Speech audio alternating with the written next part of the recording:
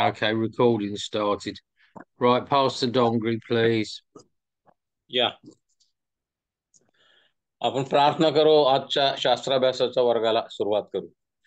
सर्वसमर्थ परमेश्वरा, आजच्या दिवसाबद्दल आम्ही तुला धन्यवाद देतो. तुझी उपकार करतो. तुझ्या वचनाचा अभ्यास करण्यासाठी, तुझ्याविषयी अधिक जाणून घेण्यासाठी, तुझे उत्तम पवित्र ग्रहणी इच्छा आमच्या जीवनात पूर्ण करण्यासाठी हा शास्त्राभ्यासाचा वर्ग आज आशीर्वादित कर. आम्हाला समजणारं अंतःकरण, समजणारं मन दे. आमचे अध्यापक जे काही शिकवत आहेत प्रभू, ते ग्रहण करण्यासाठी प्रभू तो आम्हा प्रत्येकाला तुझ्या पवित्र आत्म्याचं विशेष मार्गदर्शन घे.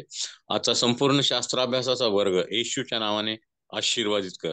येशूच्या नावाने प्रार्थना केली म्हणून पित्या. आमेन, आमेन. Amen. Thank you, Pastor Dongri. So, what we're going to do is show the students. It's coming up right now. The share screen is there. What we're going to do is recap from last week, an overview of church history. So you got from the apostolic period, or first century, or Acts of the Apostles, to the 5th century AD. या आणि गेल्या आठवड्यामध्ये जे काही आपण शिकलो मंडळीच्या इतिहासाविषयी, त्याची थोडीशी उजळणी करूया. पहिला आपण पाहिलं की प्रेषितांचा काळ इसवी सन 500 पर्यंत हा पहिला काळ होता. आमेन. Amen. The second period of church history is what we call the Middle Ages or Dark Ages, meaning they were spiritually dark, not having a lot of spiritual light, was from the 5th century until the 16th century. दुसरा जो कालावधी होता middle age किंवा सुधारणावादी किंवा dark ages ज्याला म्हटले, अंधकार युग, तो इसवी सन 500 ते 1600 हा दुसरा कालावधी, अंधकाराचा कालावधी असं देखील त्याला म्हटलं जातं. आमेन. And then the third period of church history is what we call the Reformation. So you have the reformers and translators, that means translators of the Bible from the 16th century until the 18th century. तिसरा कालावधी ज्याला आपण सुधारणावादी काळ असं म्हणू शकतो, त्या काळामध्ये सुधारणा झाल्या आणि पवित्र शास्त्राचं अनेक भाषांतर करण्यात आले. हा काळ इसवी सन 1600 ते 1800 एवढा आपण पाहतो. आमेन. Right. The fourth period of history, church history, is what we call the great mission movements, like in India to India were William Carey and Henry Martin. चौथा जो मंडळीच्या इतिहासाचा कालावधी आहे त्याला आपण महान सेवेकऱ्यांची चळवळ, मिशनरी मूवमेंट असं म्हणू शकतो. आणि विल्यम केरी किंवा हेनरी मार्टिन या जगप्रसिद्ध मिशनऱ्यांचं कार्य या काळामध्ये आपल्याला पाहता येतं. आमेन. The fifth period of church history, what we call the revivals, 1900s, that's the 19th century to the 20th century. जो कालावधी आहे मंडळीच्या इतिहासाचा, तो संजीवनाचा कालावधी असं त्याला संबोधण्यात येतं. पेंटिकॉस्टल चळवळ किंवा कॅरिस्मॅटिक चळवळ या चळवळींचा उदय या काळामध्ये झालेला आपण पाहतो. आणि 1900 ते 2000 एवढ्या कालावधीमध्ये ही पेंटिकॉस्टल चळवळ किंवा कॅरिस्मॅटिक चळवळ या उदयास आल्या, वाढत गेल्या. आमेन. Amen. So the Pentecostal movement was in the 1900s. आणि 1900 सालामध्ये पेंटिकॉस्टल चळवळ सुरू झाली, उदयाला आली. आमेन.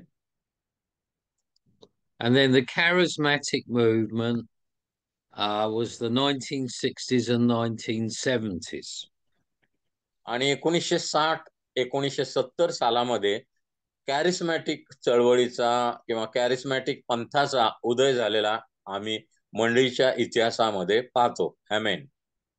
The assignment Pastor Prabhakaran has told you about, so I don't need to go over that again. आणि ग्रहपाठ तुम्हाला पास्टर प्रभाकरनी सांगितलेले आहेत काय विद्यार्थ्यांनी करायचे आहेत, त्यामुळे त्याची आपण काय आता उजळणी करणार नाहीये.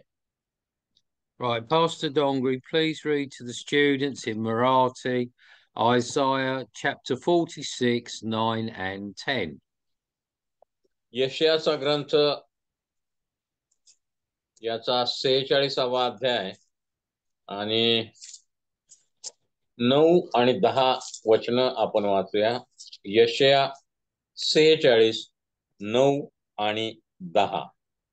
प्राचीन कालापासून घडलेल्या गत गोष्टी स्मरा आणि समजा की मीच देव आहे, दुसरा कोणी देव नव्हे, मज समान कोणीच नाही. मी आरंभीच शेवट कळवितो, होणाऱ्या गोष्टी घडविण्यापूर्वी त्या मी प्राचीन काळापासून सांगत आलो आहे. माझा संकल्प सिद्धीस जाईल, माझा मनोरथ मी पूर्ण करेन. Amen. Amen. Thank you, Pastor Dongri. So, just to finish off our summary from last week, we looked at the Acts of the Apostles. The first, here's the timeline. We looked at the what they call the first century church, apostolic church, which is in the Acts of the Apostles. आणि प्रेषितांचे कृत्य यामध्ये पहिल्या शतकातील मंडळी किंवा प्रेषितीय मंडळी संबंधी आपण गेल्या आठवड्यामध्ये अभ्यास केला. Amen. Then we looked at the period, Acts 1:8 we know. We looked at the period from the 2nd and 3rd century, possibly 4th century. What we know is the period of the church after the after the Acts of the Apostles, the period known as the Church Fathers. आणि प्रेषितांच्या मंडळीच्या कालावधीनंतर मंडळीचे पितामह यांचा कालावधी त्यानंतर आपण पाहिला मंडळीच्या इतिहासामध्ये. Amen. Amen. Thanks. And we saw these men of God like Irenaeus, Polycarp, and Justin. So we looked at the early church fathers. आणि युरेनियस, जस्टिन यासारखे त्या काळामधील ज्येष्ठ जे मंडळीमधील सेवक होते त्या संबंधीचा काळ याचं वर्णन करतो. Amen. Amen. Thanks. Then in the period of the 2nd and 3rd centuries, we saw that heresies were already coming into the early church of the 2nd and 3rd centuries. आणि दुसऱ्या आणि तिसऱ्या शतकामध्ये जे धर्म भ्रष्ट करणारे, कुशिक्षण देणाऱ्या लोकांचा शिरकाव मंडळीमध्ये झालेला आम्ही पाहतो. Amen. Right, thank you, Pastor Dongri. So that's the recap.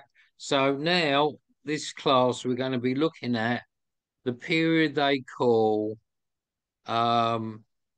the Dark Ages or the Middle Ages, from the 5th century until the 15th or 16th centuries. आणि 5व्या शतकापासून ते जवळजवळ 15व्या शतकापर्यंत जो अंधकारमय युगाचा काळ मंडळीचा कालावधी होता, त्या संबंधी आज आपण थोडा अभ्यास करणार आहोत. Amen. Now, this is just for you, Pastor Dongri. What I'm going to be doing, we can't look at every slide in detail. I'm just going to summarize it for the students. Yeah. Right, so that's just to let you know, because we can't read everything. We've only got 3 more weeks on this course. Right, Yeah. so we see the cult, what we term as, or historians term as, the Roman imperial cult. आणि कुशिक्षण देणारे, चुकीचं शिक्षण देणाऱ्या लोकांचा मंडळीमध्ये प्रवेश झाला आणि मग निरनिराळ्या कट्टर कट्टरपंथीय लोकांचा किंवा कट्टरपंथीय पंथांचा जन्म मंडळांमध्ये झालेला आम्ही पाहतो. आमेन. So this slide you can see that we're quoting two famous Roman emperors, Tiberius and Caligula. आणि हे कुशिक्षण देणारे कट्टरपंथ, त्यामधील रोमन कट्टरपंथाविषयी आम्ही माहिती घेतो. आणि टायबेरियस आणि कॅलिग्युलेस हे रोमन पंथाचे दोन मुख्य नेते आम्हाला या ठिकाणी पाहायला मिळतात. आमेन. Amen. So the Roman imperial cult meant that they believed that the Roman emperors were gods. आता हे जे कुशिक्षण रोमन कट्टरपंथीयामध्ये उदयास आलं होतं मंडळीच्या इतिहासामध्ये, ते असं शिक्षण देत होते की जे रोमन राजे आहेत ते देवा समान आहेत किंवा तेच देव आहेत. रोमी साम्राज्यातील सर्व लोकांनी त्यांच्या राजाची भक्ती देवा समान केली पाहिजे. आमेन. And thanks. So, Pastor Dongri, please read to the students Luke chapter 2, verses 10 to 11. रूप याचा दुसरा अध्याय 10 आणि 11 वचन वाचूया. लूक 2 10 आणि 11.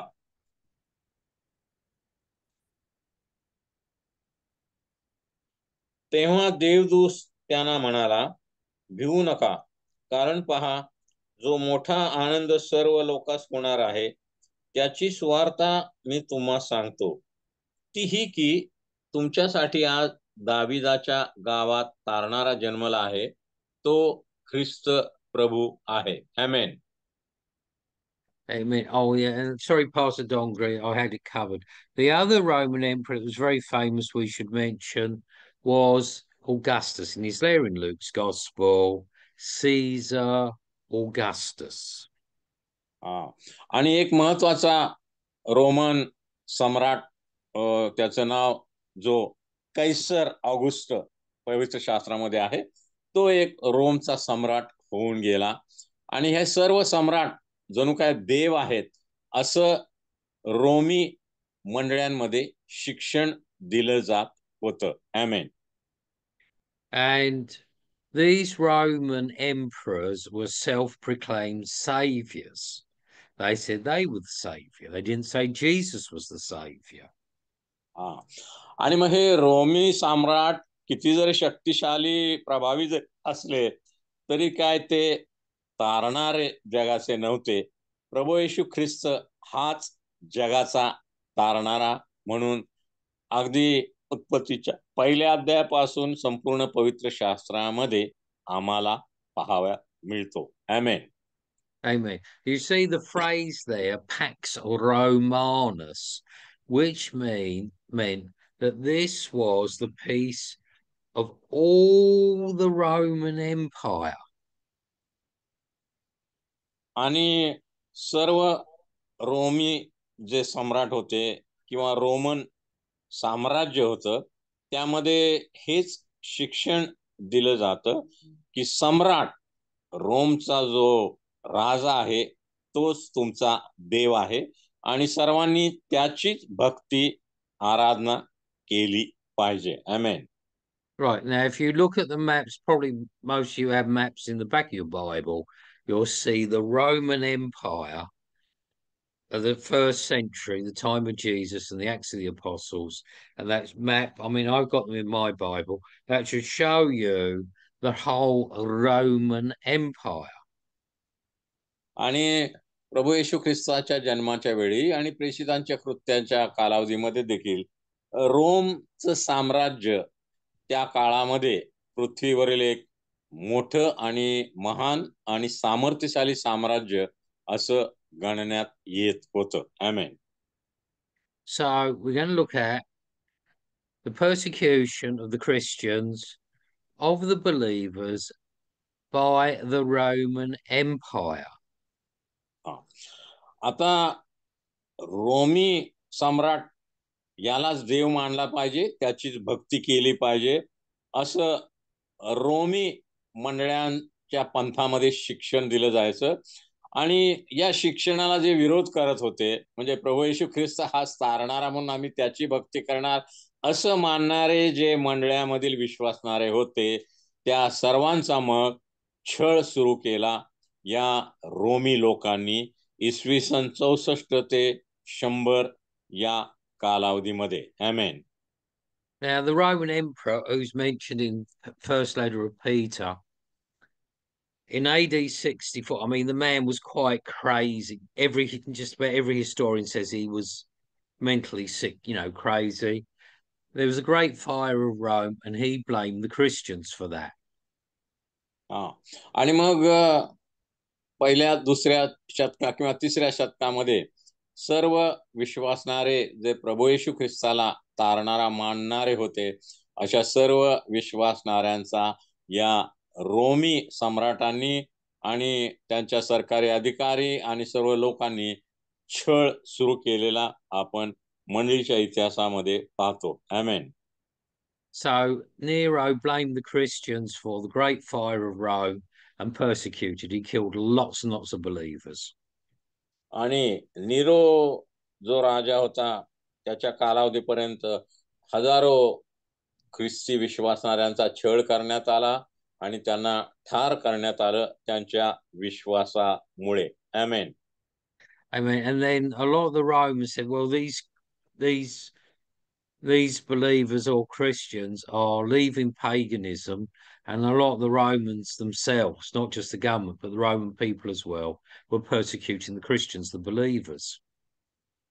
आणि हे जे रोमी होते ते जणू काय सम्राटाची मूर्तीपूजा करत होते आणि त्यांनी जे खरे विश्वासणारे होते, येशूवर विश्वास ठेवणारे, त्यांचा छळ अशा प्रकारे सुरू केलेला आम्ही मंडळीच्या इतिहासामध्ये वाचतो. आमेन. So next slide, we see what we mentioned already, really, the persecution under Nero. आणि नीरोच्या साम्राज्यामध्ये ख्रिस्ती लोकांचा कशा प्रकारे छळ झाला आपण पाहूया. And as Tacitus, the Roman historian, said, that they were killed by wild animals, dogs, and lions. आणि टॅक्टिकस नावाचा त्या काळातला जो इतिहासकार आहे, त्यानं असं लिहिलेलं आहे की ख्रिस्ती विश्वासणाऱ्यांचा छळ करण्यात येत असे, त्यांना भुकेल्या कुत्र्यांसमोर टाकण्यात येत असे, त्यांना वधस्तंभी देण्यात येत असे आणि जे वन्य पशु आहेत त्यांच्या समोर त्यांना टाकण्यात येत असे. अशा प्रकारे ख्रिस्ती विश्वासणाऱ्यांचा छळ करण्यात नीरोच्या कालावधीमध्ये देखील मंडळीच्या इतिहासामध्ये आम्ही वाचतो. आमेन. Amen. And so they used the Christians, the believers, they put them on fire, they used them as lamps to light the night in the palace of Nero. आणि नीरोच्या राजवाड्यामध्ये प्रकाश पाडण्यासाठी ख्रिस्ती विश्वासणाऱ्यांच्या अंगावर तेल ओतून किंवा कपडे वगैरे बांधून त्यांना पेटवून देण्यात येत असे आणि राजवाड्यामध्ये प्रकाश पाडण्यासाठी विश्वासणाऱ्यांना जिवंत जाळण्यात येत असे.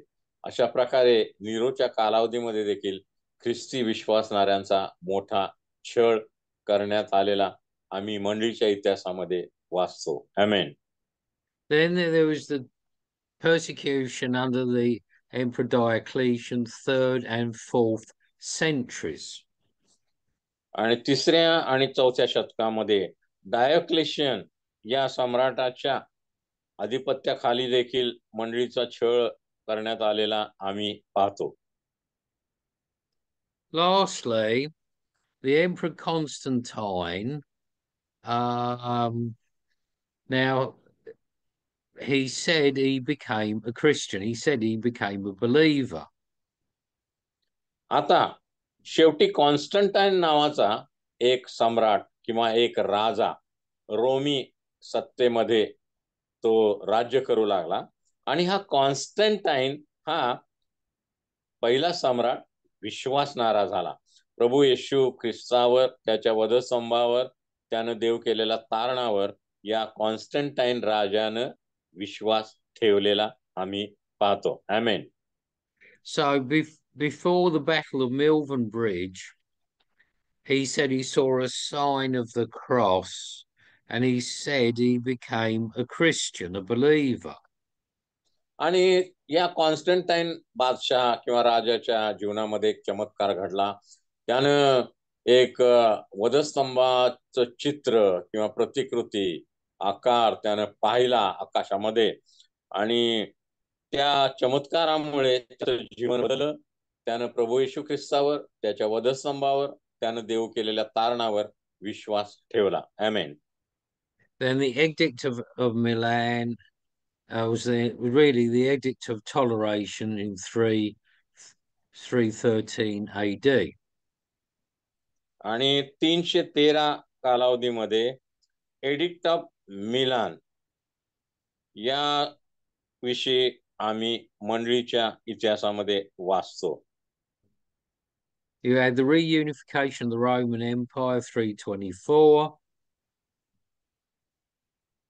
आणि 324 सालामध्ये रोमन सम्राट किंवा रोमी साम्राज्याचं एकीकरण झालेलं आम्ही पाहतो किंवा वाचतो. And again, the Edict of Toleration, now officially they're saying that Christianity was tolerated, but that may not have been the reality. आणि मग एडिक्ट ऑफ टॉलरेशन, त्यामध्ये त्यांनी अधिकृतरित्या ख्रिस्ती धर्माला किंवा ख्रिस्ती विश्वासणाऱ्यांच्या मंडळीला मान्यता दिलेली आम्ही मंडळीच्या इतिहासामध्ये वाचतो. आमेन. Right, now let's look in this next slide at the effects of the spiritual life after the, in quotes, conversion of the Emperor Constantine. आणि कॉन्स्टंटाईन या रोमी सम्राटानं प्रभू येशू ख्रिस्ताचा सुवार्तेचा स्वीकार केल्यानंतर आत्मिक जीवनामध्ये त्याचे कोणकोणते परिणाम झाले हे आता आपण पाहूया. Now, some historians say that he did have a conversion to Christ, and some say he didn't really. काही इतिहासकारांचं मन आहे की खरोखर या कॉन्स्टंटाईन बादशहाचं, राजाचं परिवर्तन झालं, पण काही इतिहासकार असं मानतात की हे परिवर्तन मनापासून नव्हतं, ते फक्त वरवरचंच होतं. आमेन. So let's look at before Constantine and after Constantine. आणि कॉन्स्टंटाईन ख्रिस्ती होण्यापूर्वी मंडळी, विश्वासणाऱ्यांच्या मंडळी कशा प्रकारे कार्यरत होती किंवा कशा प्रकारे कार्य करत होती, आणि कॉन्स्टंटाईन राजानं ख्रिस्ती धर्म किंवा ख्रिस्ताचा स्वीकार केल्यानंतर काय काय फरक पडला याचा आपण तुलनात्मक अभ्यास करूया. So before Constantine, there was purity within the church. After Constantine, there was less purity within the church. पहिला मुद्दा की कॉन्स्टंटाईन ख्रिस्ती होण्यापूर्वी जी ख्रिस्ताची मंडळी होती किंवा ज्या मंडळ्या होत्या त्या अधिक शुद्धतेमध्ये वाढत होत्या किंवा कार्य करत होत्या. कॉन्स्टंटाईन राजानं ख्रिस्ती धर्म स्वीकारल्यानंतर मंडळीमध्ये ही पवित्रता किंवा शुद्धता कमी झालेली आम्हाला दिसते. आमेन. So we see summarized, the left-hand column is that so-called Christianity is turning into a more systematic religion. Sorry, on the left side, so after, sorry, on the right, sorry, on the right side, after Constantine, so-called Christianity is becoming a more systematic religion. Before Constantine, the church was very vibrant. आणि कॉन्स्टंटाईन ख्रिस्ताचा स्वीकार करण्यापूर्वी जी विश्वासणाऱ्यांची मंडळी होती ती खूप आवेशी होती, कार्य करणारी होती.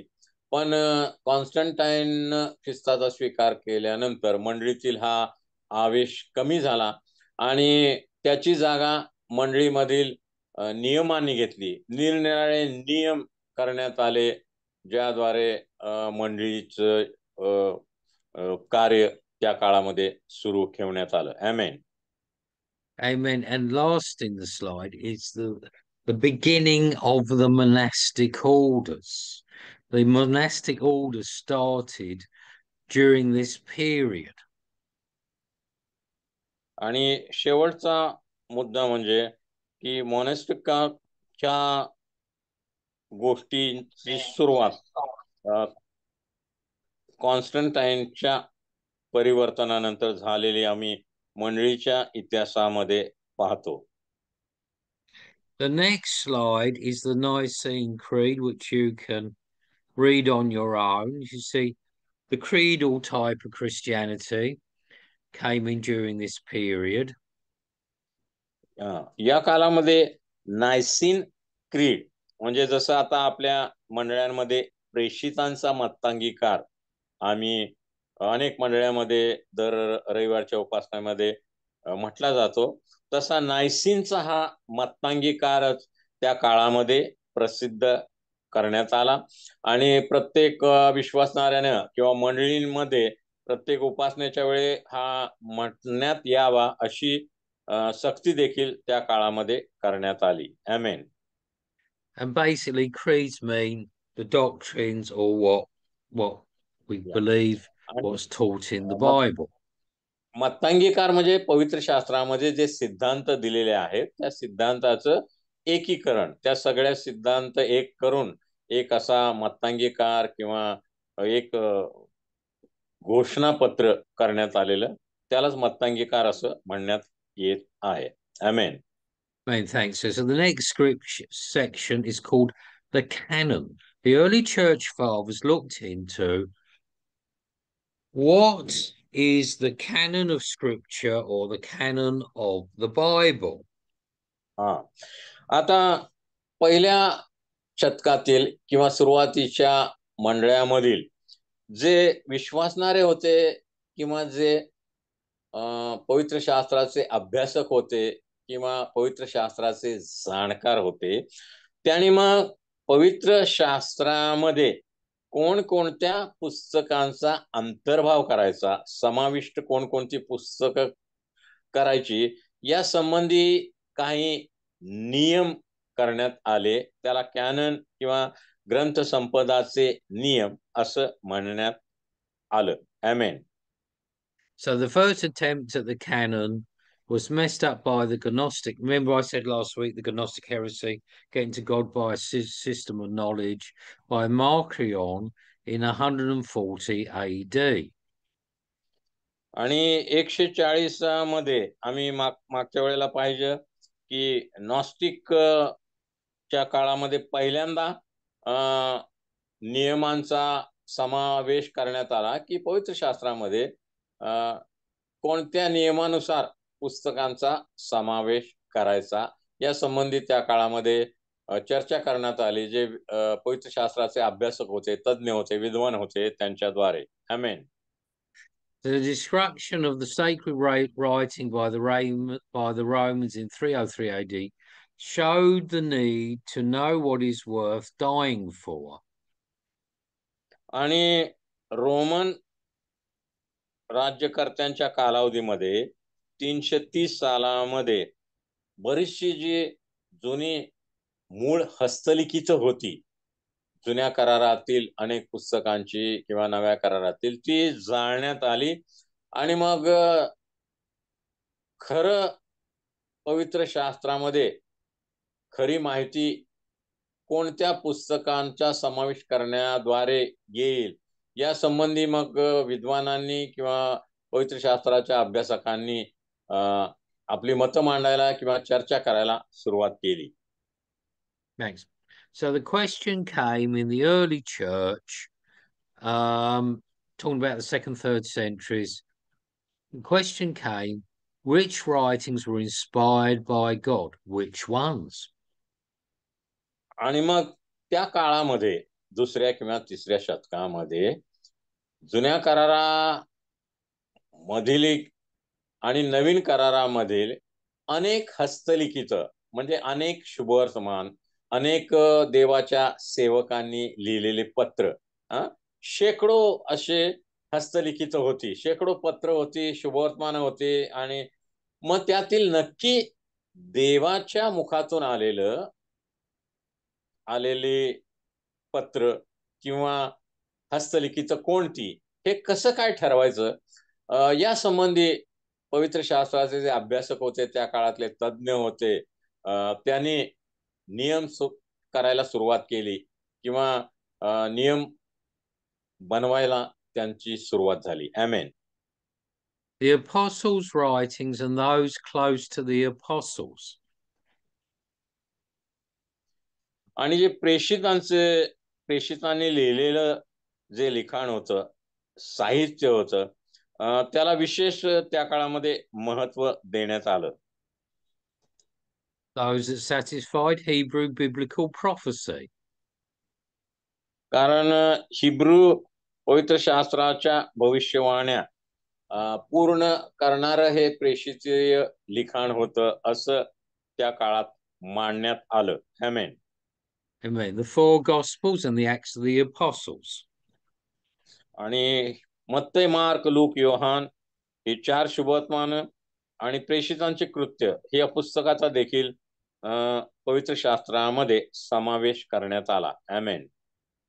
Paul's letters were circulated with the first New Testament canon. आणि पौलानं लिहिलेली जी पत्र होती निरनिराळ्या मंडळांना, त्याची देखील नोंद घेण्यात आली किंवा ते पवित्र शास्त्रामध्ये पहिल्या या गटामध्ये त्यांचा समावेश करण्यात आला. आमेन. Right, so we're going to look at the Council of Carthage, and this was at the time 393 AD, when Augustine of Hippo was the bishop. आणि ऑगस्टिन नावाचे बिशप हे रोमन कॅथोलिक पंथाचे बिशप असताना काउन्सिल ऑफ कार्थेट म्हणजे कार्थेट येथे एक महासभा भरवण्यात आली 393 साली. आमेन. And Hippo is in North Africa. आणि नॉर्थ आफ्रिका किंवा उत्तर आफ्रिकेमधील हे घडण्यात आलं. Now, what they were doing in this council is saying what is the canon of scripture, that is, for the New Testament. आणि या महासभेमध्ये नव्या करारामध्ये कोणकोणते शुभवर्तमान पत्र किंवा हस्तलिखित समावेश करायची या संबंधी काही नियम बनवण्यात आले. आमेन. In 379 AD, the council declared that there must be no additions or subtractions to what they decided was in the canon for the New Testament. आणि मग सर्वानुमते असं ठरवण्यात आलं की आता नव्या करारामध्ये कोणत्याही नवीन पुस्तकाचा, शुभवर्तमानाचा किंवा पत्राचा समावेश करायचा नाही.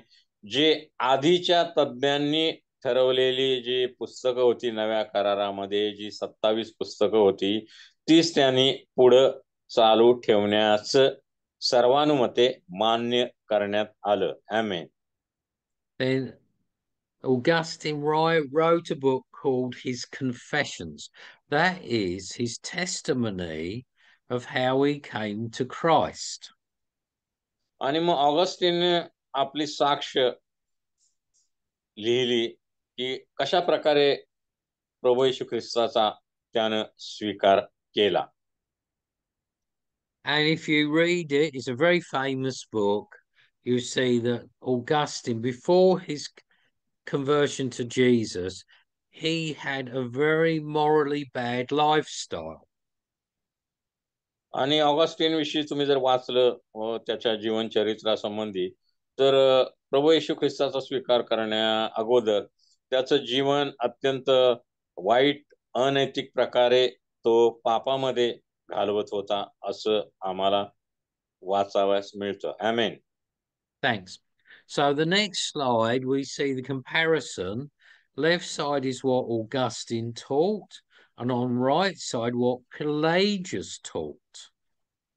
आणि ऑगस्टिनने कोणकोणत्या गोष्टी सांगितल्या किंवा कोणकोणत्या गोष्टींची साक्ष दिली त्याची तुलना पेलागियस यानं कोणकोणत्या गोष्टी सांगितल्या किंवा त्याचं काय मत होतं हे आपण आता तुलना करून पाहूया. Right, we're not going to do everything because time doesn't permit, but briefly, left side, man, Augustine said, according to the Bible, man is born in sin and spiritually dead. Pelagius said, man is essentially good. आता ऑगस्टिनचं म्हणणं काय होतं की मनुष्य हा जन्मताच पापी आहे आणि तो आत्मिक दृष्ट्या मृत आहे. पण पेलागियस यांचं म्हणणं असं पडलं की मनुष्य मुळातच हा चांगला वृत्तीचा आहे. आमेन. You see, and this was the importance in this period we're looking at, 2nd and 3rd century. The early church fathers wanted to see what the Bible really taught. आणि मग हे महत्वाचं यासाठी होतं की सुरुवातीचे जे पवित्र शास्त्राचे किंवा विश्वासाचे जे पितामह जे तज्ञ लोक होते किंवा ज्येष्ठ लोक होते ते याच्या शोधात होते की पवित्र शास्त्रामध्ये नक्की या संबंधी काय सांगण्यात आलेलं आहे. आमेन. Because as we saw last week and again this week, even in the early church, 2nd, 3rd centuries, 4th, 5th centuries, heresies, incorrect teaching, that means heresy means incorrect teaching, errors were already coming into the church. कारण गेल्या आठवड्यात आपण पाहिलं दुसऱ्या, तिसऱ्या, चौथ्या आणि 5व्या शतकामध्ये मंडळामध्ये कुशिक्षण देणाऱ्यांचा प्रवेश झालेला होता आणि अनेक प्रकारचं कुशिक्षण किंवा चुकीचं शिक्षण प्रभू येशू ख्रिस्ताविषयी, देवाविषयी, तारणाविषयी, स्वर्गाविषयी, नरकाविषयी ते देत होते. आणि म्हणून पवित्र शास्त्राचं सत्य आणि खरं शिक्षण काय आहे हे जाणून घेणं महत्वाचं आहे असं त्या काळातील मंडळीचे जे तज्ञ लोक होते, जे पितामह विश्वासणारे ज्येष्ठ लोक होते, त्यांचं मत पडलं. आमेन. So the period, as we said at the beginning of the class, we're going to look at this week is what we call, or historians call, the Middle Ages from 325 to 681 AD. आणि 325 ते 681 हा कालावधी middle age किंवा मध्य युगाचा कालावधी मंडळीच्या इतिहासामध्ये मानला जातो. आमेन. Now, I'm just giving the students, Pastor Dongri, a little bit of historic background, which you got to do. Okay, very brief. This is the fall in the 4th century AD of the great Roman Empire. So what was happening was the German tribes were coming and they were invading what used to be the Roman Empire. आणि आम्ही या कालावधीमध्ये Romney साम्राज्य त्या काळामध्ये जगातील एक बलाढ्य, सामर्थ्यशाली आणि साम्राज्य होतं. त्याचा अंत कसा झाला ते आम्ही पाहतो.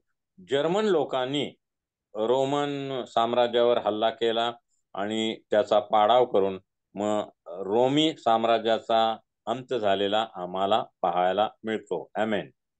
So while the background is going on of the fall or collapse of the Roman Empire, because these Germans were invading Rome, which is in Italy, and all the Roman provinces, and please look at them in the back of your Bible.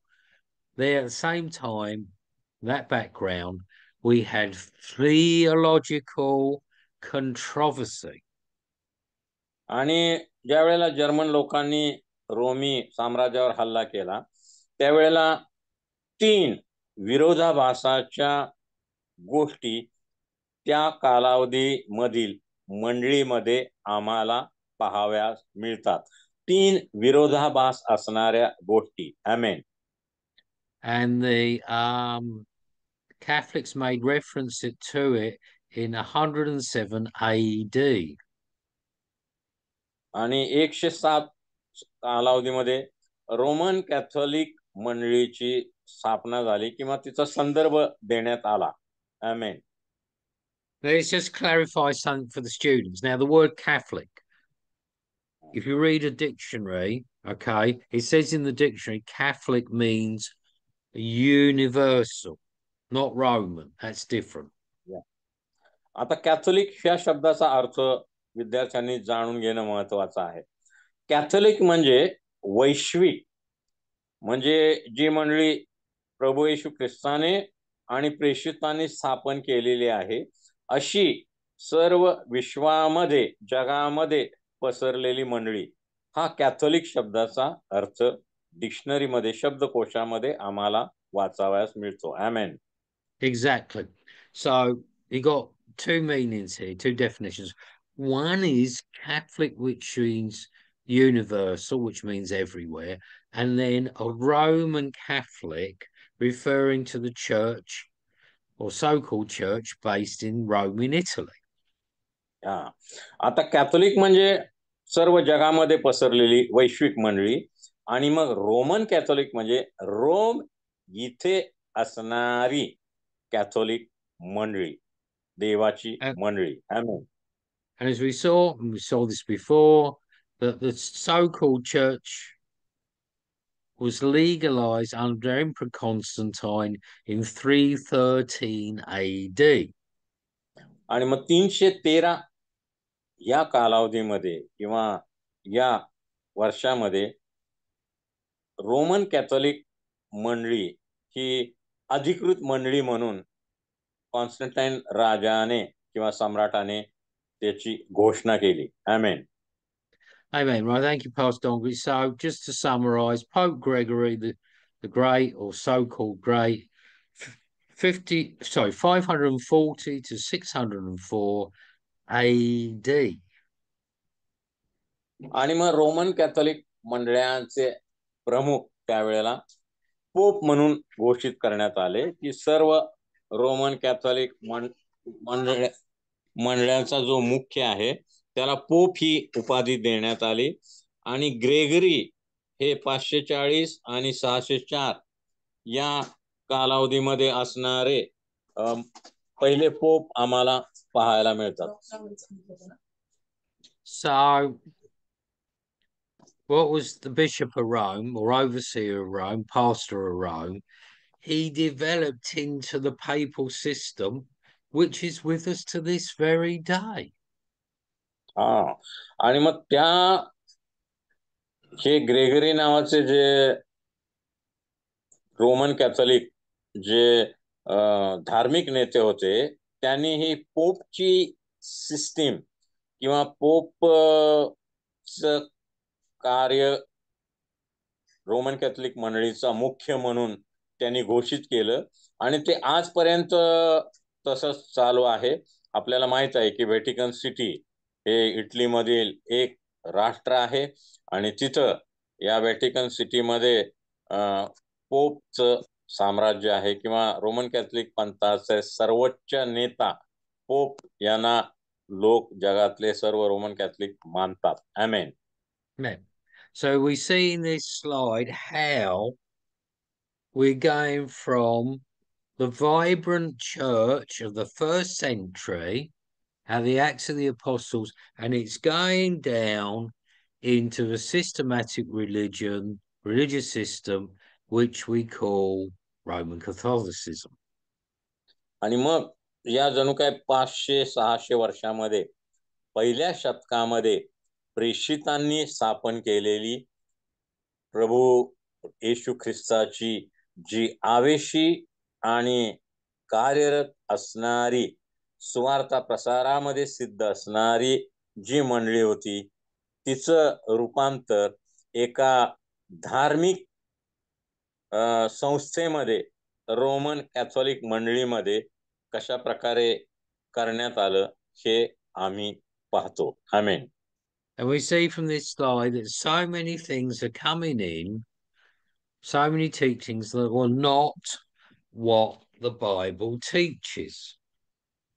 आणि मग Roman Catholic मंडळामध्ये वेगळ्या प्रकारचं शिक्षण देणं त्यांनी सुरू केलं, जे पवित्र शास्त्रामध्ये अधिकृत नव्हतं. असे वेगवेगळे प्रकारचं शिक्षण, वेगवेगळे नियम पोप आणि त्यांचे सहकारी यांनी मंडळींसाठी त्याची घोषणा केली आणि सर्वांनी ते पालन करायचं अशा सूचना सर्व रोमन कॅथलिक मंडळांना देण्यात आल्या. आमेन. So last in the slide, after the first 500 years of the Church of Jesus, another religion called Islam emerged in Arabia.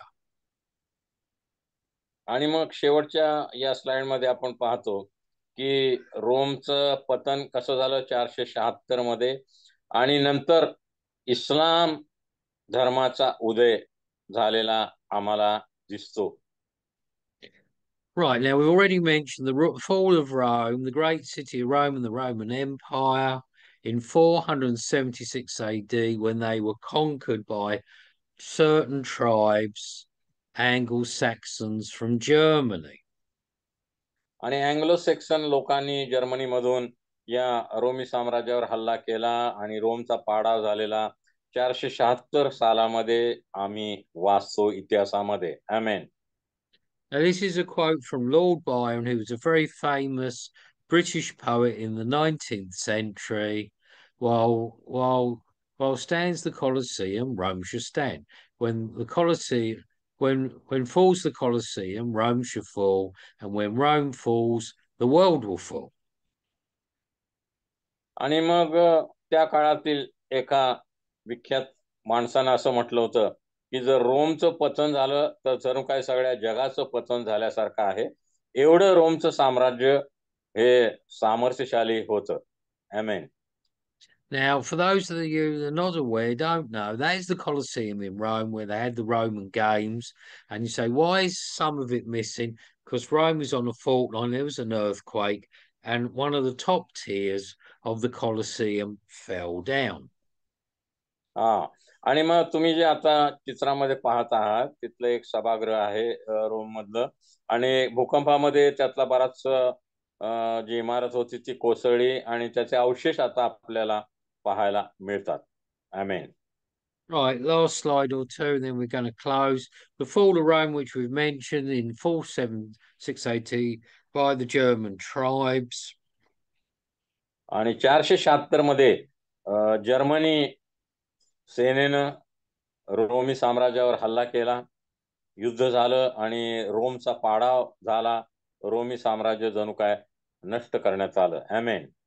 Right, just to summarize, you've got these German tribes across the Rhine, and a lot of what used to be the Roman Empire, including Britain, my country, were taken over by these German tribes. आणि मग German लोकांनी बऱ्याच Romney अधिकाऱ्यांना कैदी बनवलं किंवा आपले गुलाम बनवलं, आणि अशा प्रकारे रोमी सत्तेचा अंत झालेला आम्ही 476 सालामध्ये पाहतो. And this was happening during the time of the Emperor Justinian, 527 AD.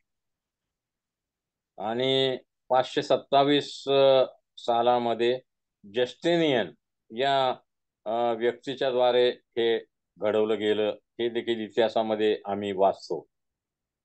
And then you have the city of Constantine, which is now the modern Turkish city of Istanbul, was still in the hands of the patriarch. That's the father of the Roman Church. आणि आता जो तुर्कीचा भाग देश आहे त्या काळामध्ये, आणि तिथं देखील रोमन कॅथोलिक मंडळी पूर्वीपासूनची अस्तित्वात असलेली आम्हाला पाहायला मिळते. Right, last slide, I think, for this class. We've had quite a biryani, still on the fall of Rome. Edward Gibbon, who's a famous British historian, wrote a famous book called The Decline and Fall of the Roman Empire. आणि Edward gibbon यांनी Romney साम्राज्याचं पतन किंवा नाश या संबंधी एक महत्वाचं पुस्तक लिहिलेलं आहे. Okay, so the summary is what Gibbon's saying, and like he's the number one historian when it comes to the Roman Empire. It was because of moral decay. Gibbon said it was because of moral decay, so much of immorality, and that's why Gibbon said the Roman Empire collapsed. आणि मग सर्वसाधारणपणे असं मत मांडण्यात आलं की नैतिक अधपतन लोकांचं झाल्यामुळे जे रोमन साम्राज्य त्या काळच्या जगामध्ये महत्वाचं होतं, सामर्थ्यशाली होतं, अनेक वर्ष सत्ता गाजवणार होतं, त्याचा अंत झालेला आम्ही पाहतो लोकांच्या नैतिक अधपतनामुळे. आमेन. Okay, so Gibbon and other historians on the Roman Empire say pretty much the same thing, that the fall or collapse of the Roman Empire, even before the German tribes crossed the Rhine and invaded Rome and Italy, was because of the moral decay. They lived a very immoral lifestyle, the Romans. आणि दुसऱ्या एका इतिहासकारानं असं म्हटलेलं आहे की German लोकांनी प्रत्यक्ष युद्ध करून रोमी लोकांचा पाडाव करण्यापूर्वीच रोमी लोकांच्या नैतिक अधपतनामुळे त्यांचा पाडाव हा आधीच झालेला होता. फक्त जर्मन लोकांनी येऊन अधिकृतपणे त्यांचा पाडाव केला किंवा त्यांच्या साम्राज्याचा नाश केलेला आम्हाला दिसून येतो. आमेन. And lastly, the decay of so-called Christianity, not that it was real Christianity, becoming a mere form and not having the life of God, the life of the Holy Spirit, like that in the first century, in the time of the Acts of the Apostles. आणि मग पहिल्या शतकातील मंडळीमध्ये जी मंडळी आवेशी होती, पवित्र आत्म्याच्या सामर्थ्याने भरलेली होती, सुवार्ता कार्य करण्यात तत्पर होती, प्रार्थनेत तत्पर होती, आणि रोमन कॅथोलिक रोमी लोकांच्या हस्तक्षेपामुळे जवळजवळ 5 शतक या मंडळीचा अधपतन झालं किंवा अनेक चुकीच्या गोष्टी या मंडळीमध्ये शिरलेल्या आम्ही पाहतो. आमेन. Right, so thanks, Pastor Dongreave and Pastor Prabhakaran. So what we're going to look at next week, we just began to look at it this week. You know, historians say the 5th century. We've already got up to the 7th century, of course. But next week, the period of history we're going to look at is the 5th century to the 15th and 6th century. So this, as we see here, it's what they call the Middle Ages or the Dark Ages and the Catholic Church period. आता पुढच्या आठवड्यामध्ये आपण middle edges म्हणजे मध्ययुगीन कालखंड मंडळीचा आणि Catholic मंडळी या संबंधी आपण अभ्यास करणार आहोत मंडळीच्या इतिहासामध्ये. आमेन. Thank you, Pastor Dongri. Thank you, Pastor Prabhakaran. Yeah. And please, Pastor Prabhakaran, hang on. Let me just stop the share screen here and we get back in the regular one.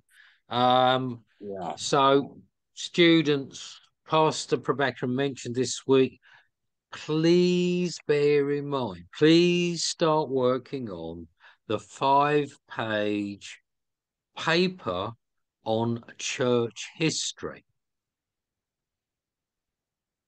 So last week's homework, that 5 pages on church history. No, not just for last week, Pastor Dongri. This is for the whole 5-week course, 4 or 5-week course on church history, to do a paper on church history. It's not going to take 1 week. We're not rushing the students. We're giving them 4, 5. Well, of course, May we have 5 weeks in the month, don't we? So say about 5 weeks, maybe 6, you know, at most. I don't know if Dr. Charles or Pastor Prabhakaran want to add anything so what is today's on the homework? paper. Pastor Paul, what is today's homework for students? That's what I just explained. Summary of the lesson. Summary of the lesson.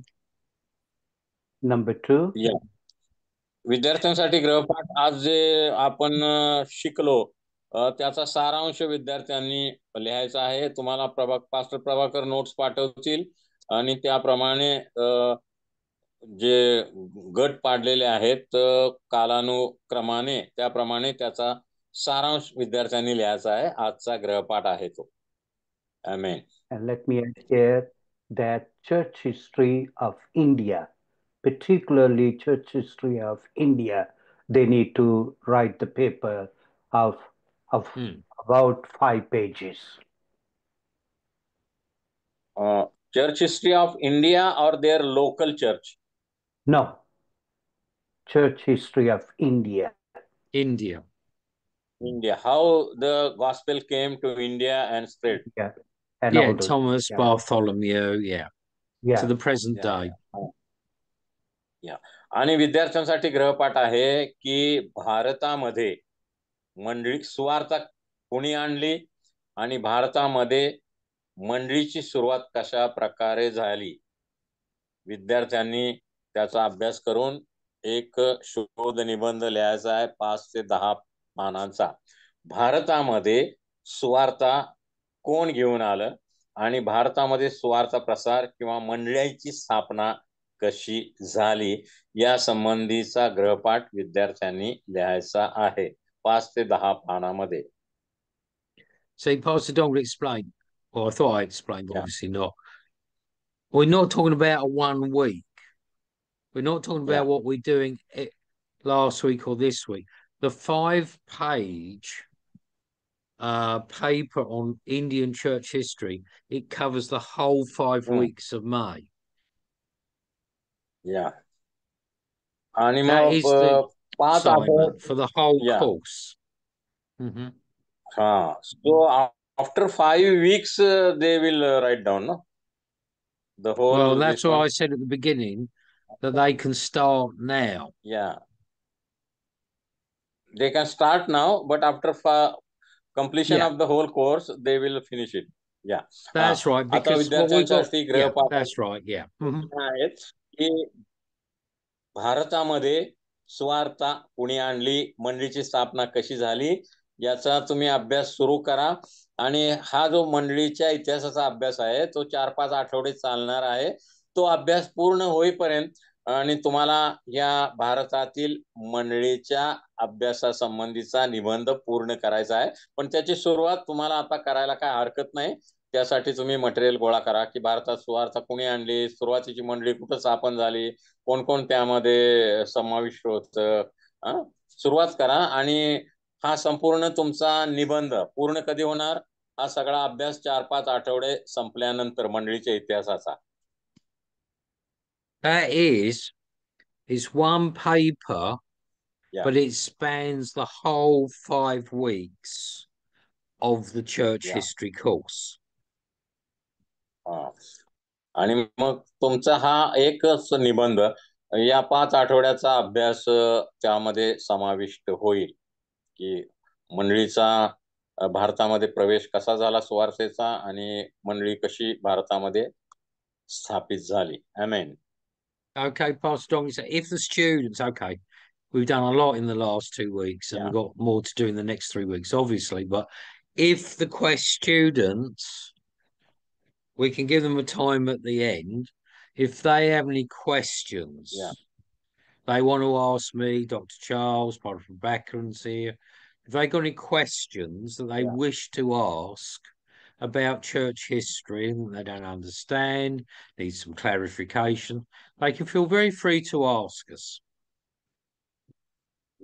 आणि विद्यार्थ्यांना काही प्रश्न असतील, काही शंका असतील या मंडळीच्या इतिहासाच्या अभ्यासासंबंधी तर मोकळेपणानं पास्टर पॉल किंवा पास्टर चार्ल्स, पास्टर प्रभाकरांना तुम्ही विचारू शकता आणि तुमचं शंका निरसन करून घेऊ शकता.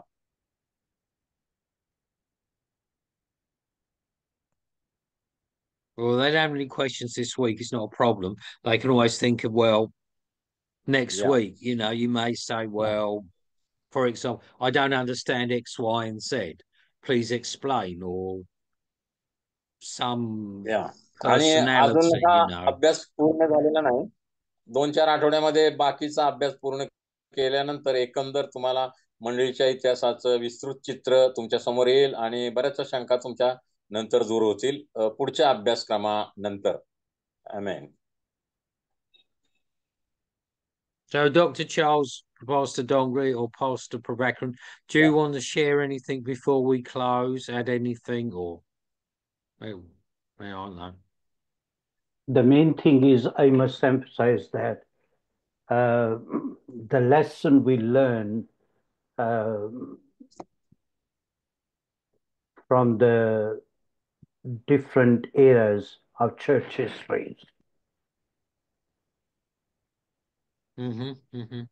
आणि निरनिळ्या मंडळीच्या इतिहासातील कालखंडामधून ज्या गोष्टी निरनिळ्या आम्ही शिकतो किंवा आम्ही माहित करून घेतल्या त्या आमच्यासाठी फार महत्वाच्या आहेत मंडळीच्या इतिहासाच्या वाटचालीमध्ये. आमेन.